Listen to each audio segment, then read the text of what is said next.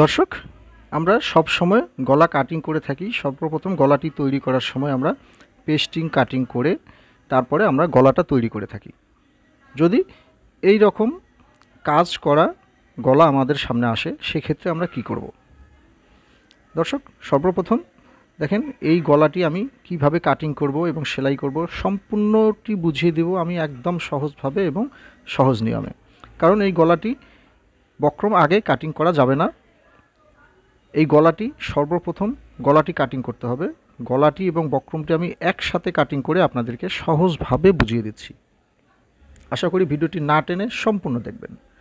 দর্শক দেখেন, গলার মাঝখানে একটা ভাঁজ আছে। সর্বপ্রথম আমরা বক্রমটাকে কাটিং করে নেব গলার চওড়া অনুযায়ী।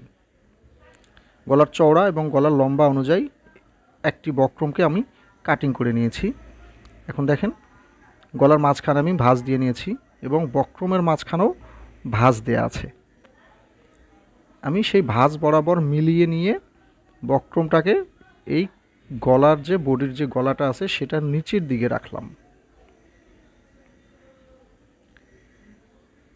নিচের দিকে এভাবে সমান করে বিছিয়ে রাখার পরে এখন যেটা করব, আপনাদের হাতে যদি পিন অথবা যে কোনো সুই জাতীয় কিছু থাকে সেগুলো দিয়ে এইভাবে আটকে নিতে হবে, কারণ বক্রমটা যেন এদিক সেদিক সরে না যায়।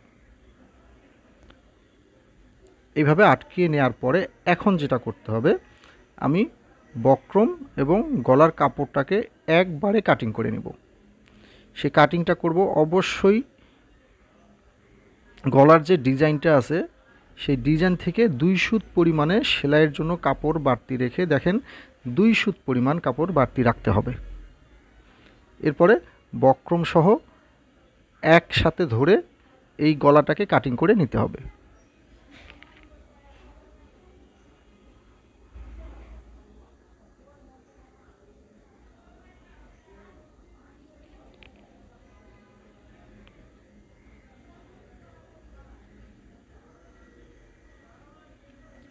দর্শক, এভাবে কাটিং করে নেওয়া হয়ে গেলে এখন বক্রমটাকে আলাদা করে নিতে হবে। নিচ থেকে বক্রমটাকে বের করে আলাদা করে নিতে হবে। দেখেন, আমি বক্রমটাকে আলাদা করে নিয়ে নিলাম। এখন যেটা করতে হবে, 2 সুত পরিমাণে, দেখেন 2 সুত পরিমাণ ঠিক গলাটাকে বক্রমটাকে ঠিক এইভাবে ভাঁজ করে 2 সুত পরিমাণ 2 সুত পরিমাণে গলার বক্রমটাকে ঠিক এখান থেকে কাটিং করে ফেলে দিতে হবে। সুন্দর করে রাউন্ড করে এভাবে কাটিং করে ফেলে দিতে হবে। এরপরে গলার পট্টিটা দেখেন, গলাটা এইরকম সুন্দরভাবে কাটিং হয়ে গেল। এখন গলার পট্টিটা আপনি যতটুকু চওড়া রাখতে চান সেই পরিমাণে বক্রমটাকে রেখে বাকি বক্রমগুলোকে কাটিং করে ফেলে দিতে হবে।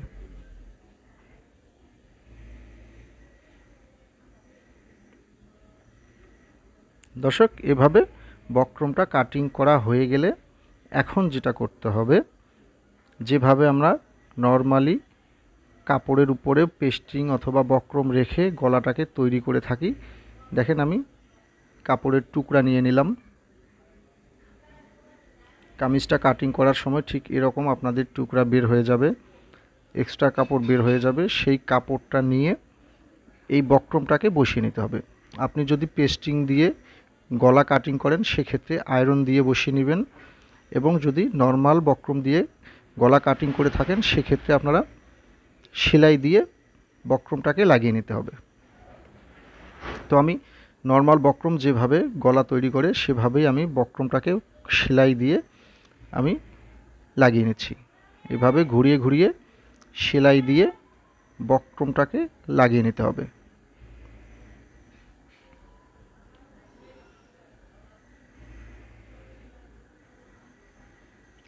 দর্শক, এরপরে এক্সট্রা কাপড়গুলো সেলাই মুড়িয়ে বক্রমটাকে মুড়িয়ে সেলাই দেওয়ার জন্য এক্সট্রা কাপড়গুলোকে এভাবে কাটিং করে নিতে হবে।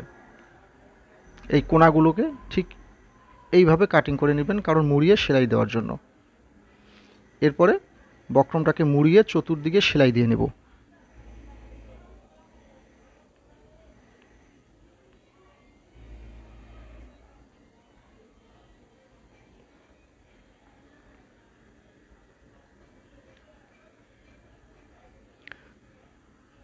দর্শক এভাবে সেলাই দেওয়া হয়ে গেলে দেখেন, এভাবে সেলাই দেওয়ার পরে গলার ভিতর থেকে দেখেন যতটুকু পরিমাণে এই যে বাড়তি কাপড় আমি রেখেছি সেলাই দেওয়ার জন্য, ঠিক সেই পরিমাণে কাপড় রেখে এক্সট্রা কাপড়গুলোকে কাটিং করে ফেলে দিতে হবে।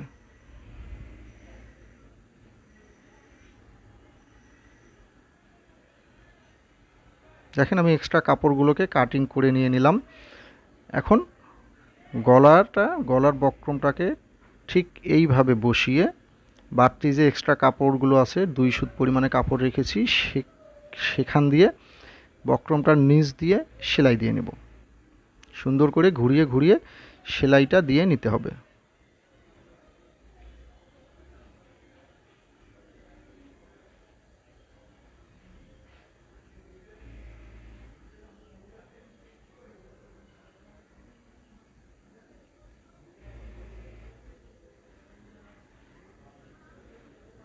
দর্শক এভাবে ঘুরিয়ে ঘুরিয়ে বক্রমের নিচ দিয়ে সেলাইটি দিয়ে গলাটাকে লাগিয়ে নিতে হবে।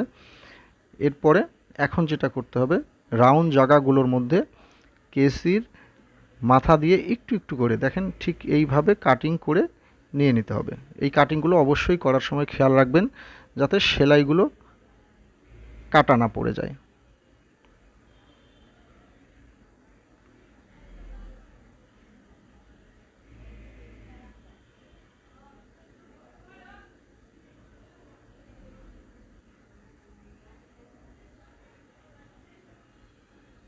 দর্শক এরপরে সুন্দর করে সর্বপ্রথমে আমরা এই কোণা দুটোকে বের করে নিব। একটু সাবধানে এই কোণাগুলোকে বের করে নিতে হবে। চিকন কিছু দিয়ে একটু খুঁচিয়ে খুঁচিয়ে এই কোণাগুলোকে বের করে নিতে হবে।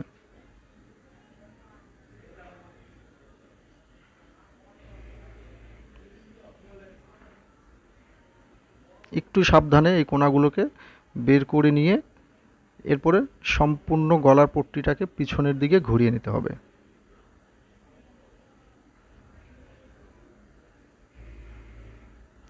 দর্শক দেখেন ঠিক এইভাবে গলার পট্টিটাকে ঘুরিয়ে নিয়ে এরপরে হাতের নখ দিয়ে অথবা আয়রন করে আপনারা একদম পারফেক্ট ফিনিশিং করে নিতে পারেন।